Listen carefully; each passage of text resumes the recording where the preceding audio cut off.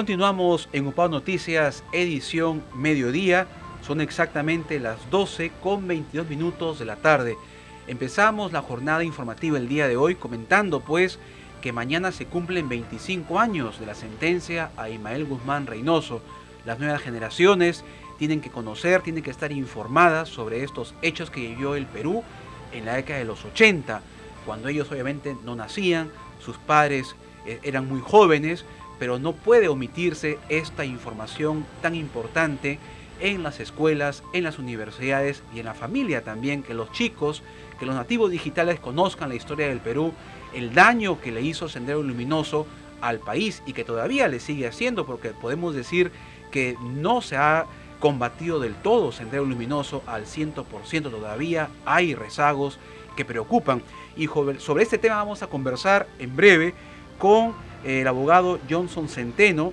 Él además es periodista, consultor en comunicaciones y docente universitario, para ver cuál es la situación de los dirigentes senderistas que ya hoy salen, o en el transcurso de los meses salen, tras cumplir su condena de 25 años en prisión. Johnson, bienvenido. Buenas tardes, Johnson Centeno, UPAO Noticias. ¿Cómo está, Beto? Encantado, como siempre, un gusto verte y un saludo para toda tu audiencia. Gracias. Bueno, y eso es un tema de mucho interés nacional e internacional, lo que está viviendo hoy el país, cuando ya en unas horas, ¿no es cierto?, debe dejar la prisión Marixa Garrido Leca, en unos días otra lideresa de Sendero Luminoso, y mañana se cumple 25 años de la captura de Ismael Guzmán.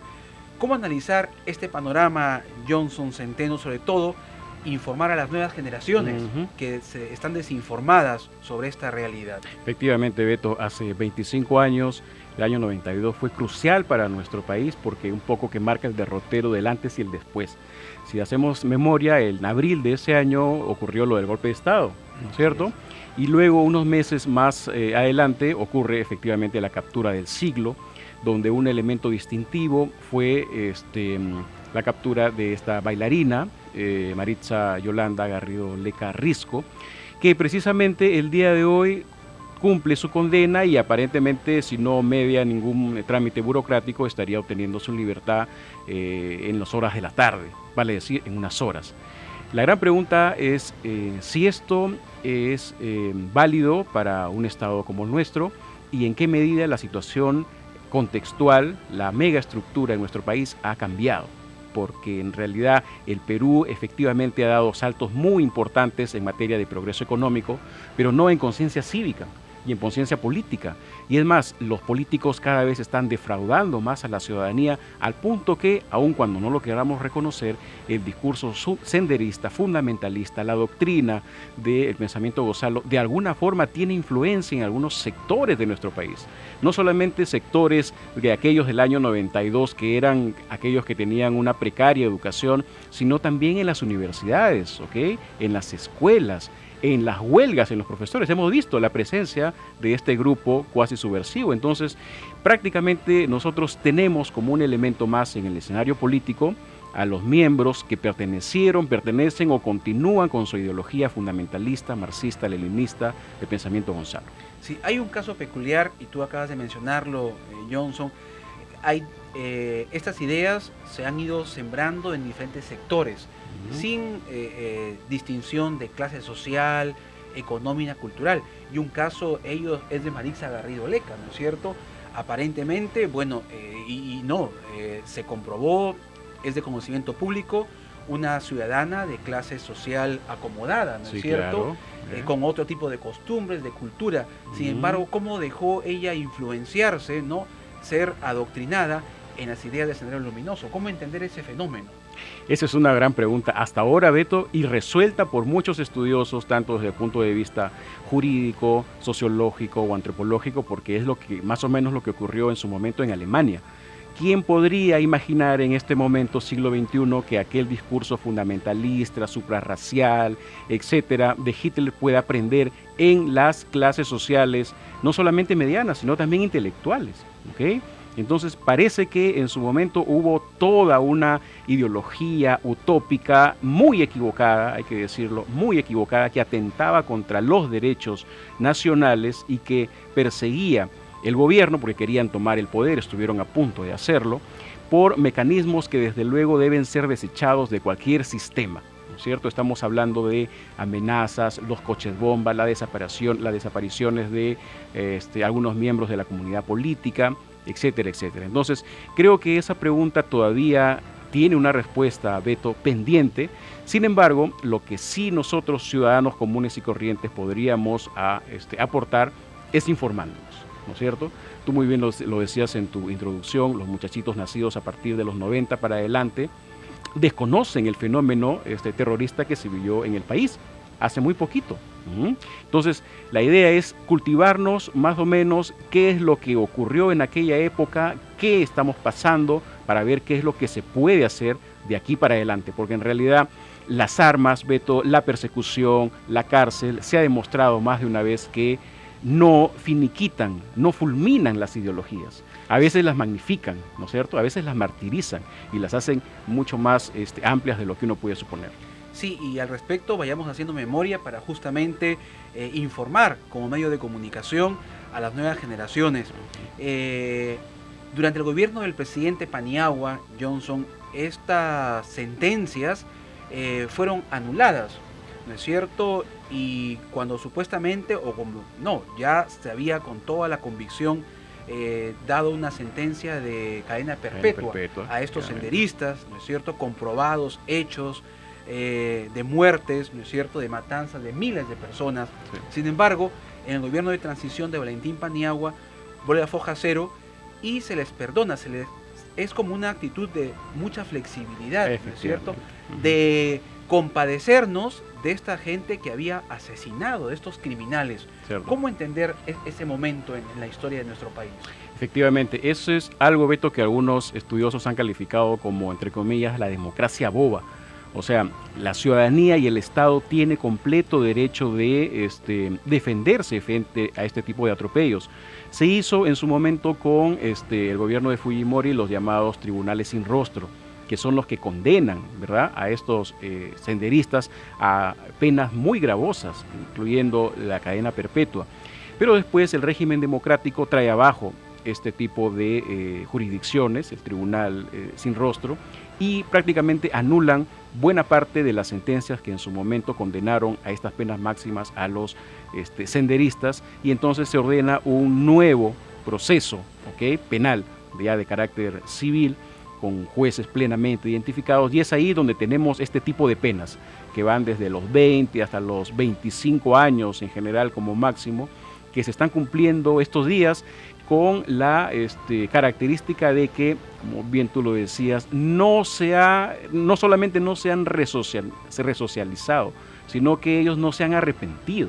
Claro, no han manifestado ni siquiera pedir disculpas públicas a la nación, ¿no es cierto? Son personas de que igual desde la prisión han estado al contrario fortaleciendo su doctrina, ¿no? Y dirigiendo grupos que ahora están organizados en la sociedad. Es un punto muy importante porque mira, pareciera que nosotros en el Estado, entre comillas, los buenos, sí hemos volteado la página porque tenemos una comisión de la verdad, ¿no es cierto? En el Congreso se flexibilizaron las normas, hay cierta tolerancia en alguna parte de la ciudadanía, pero ellos no.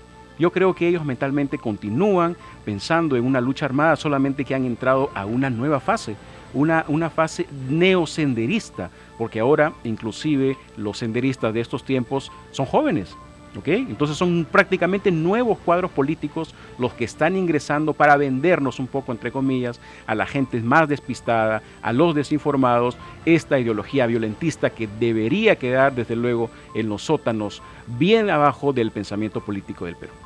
Ahora, pensar, Johnson Centeno, de que al cabo de 25 años estas personas que mataron sin ninguna piedad, sin ningún sentimiento, ¿no? Puedan arrepentirse y puedan reinsertarse a la sociedad. Esa es la gran pregunta. El taxista esta mañana me decía, ¿usted toleraría que su vecina fuera Garrido Leca, Maritza, si no hizo daño a nadie en su momento? Efectivamente, en su momento no hizo daño a ninguna de las vecinas porque era la más popular, pero sin embargo estaba escondiendo al diablo mayor, que era el presidente Gonzalo. Imagínate que luego va a salir Marta Huatay el 15 de octubre. Ahora, esta tampoco es una persona de mando medio. Ella ha sido sentenciada por haber pertenecido a Socorro Popular, que se encargaba de la planificación y ejecución de los famosos coches bomba.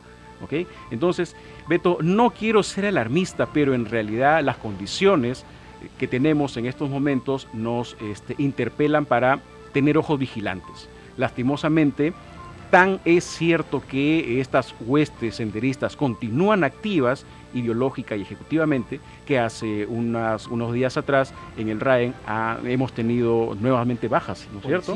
3 policías, ¿ok? Entonces no solamente, Beto, están saliendo de las cárceles, no solamente están reagrupados, tienen sangre joven.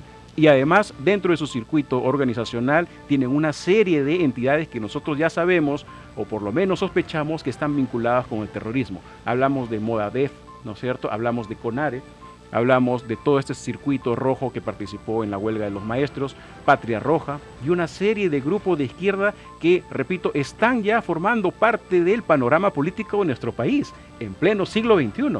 ¿Qué es lo que está haciendo el Estado? ¿Qué es lo que estamos haciendo nosotros los ciudadanos? Y también, ¿qué es lo que están haciendo los grupos políticos? Que en esta vez, lastimosamente, no la ven, no la cuentan y son más impopulares todavía que algunos personajes o doctrinas fundamentalistas. Sí, y ya para finalizar, ese tema que es tan interesante y de mucha actualidad, Johnson Centeno, muchos se preguntan, los ciudadanos de a pie, ¿qué pasaría si el Perú deja de estar adscrito a la Corte de San José?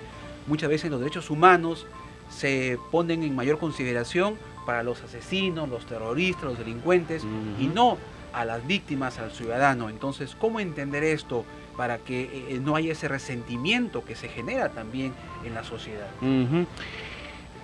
Si el Perú debió haber salido de este circuito consagratorio de los derechos humanos como es el Pacto de San José, debió haberlo hecho en su momento, ¿no es cierto? No te olvides que salir implica una secuencia que dura por lo menos 8 o 10 años. En este momento estamos en unos tiempos urgentes, ¿ok? No creo que sea el debate más correcto salir o no salir de aquí en el mediano plazo del Pacto de San José. Lo que sí se tiene que hacer es que los organismos pertinentes que tienen que ver con la vigilancia y la protección de los ciudadanos comunes cumplan su función. Y estamos hablando desde el Ministerio del Interior, el Ministerio de Defensa y también las sociedades de la sociedad civil, valga la redundancia, ¿no? Yo creo que por ahí está la verdadera lección que podemos sacar de estos tiempos. La represión, la cárcel, el disparo, las balas, etcétera, lo que hacen muchas veces es fortalecer este tipo de estigmas senderistas que lastimosamente se han convertido con los años en nuestro país en una amenaza y considerando, ¿okay?, que el Papa está aquí en unos meses, ¿okay?, que tenemos elecciones también el próximo año, las cosas se ponen de verdad de color de hormiga, o sea que cada uno tendrá que reanimar un poco la agenda que le corresponde en este país. Muy bien, gracias Johnson Centeno, abogado, analista, que nos ha estado pues dando muchas más luces sobre ese tema que a todos nos inquieta, que es Sendero Luminoso, a 25 años, mañana de cumplirse la captura de Ismael Guzmán. Beto, si me permites, sí, esta semana también se está promocionando una película, ¿okay?, muy interesante, que se llama La Hora Final, de Eduardo Cisneros, me parece, que sería muy bueno que de pronto los muchachitos, los pulpines, como decimos con cariño, los jóvenes, las nuevas generaciones. Sí, recomendable, altamente. ¿Okay? Muy bien, entonces, jóvenes, a informarse, a no dejarse persuadir, influenciar, adoctrinar. Hay tanto material que debe ser discutido, analizado. Ahí está una labor entonces más que tienen que cumplir los profesores desde la escuela, en las universidades y en la familia también, conversar temas de actualidad con nuestros hijos. Vamos a hacer una pausa. Johnson, muchas gracias por tu aporte, por tu gentil presencia. Hacemos una pausa y regresamos con otro invitado. Vamos a hablar sobre el tema de la salud pública que preocupa tanto también al país, con Luis Carlos Santamaría Mec, ex regidor de la Municipalidad Provincial de Trujillo. Regresamos en Upao Noticias, edición mediodía.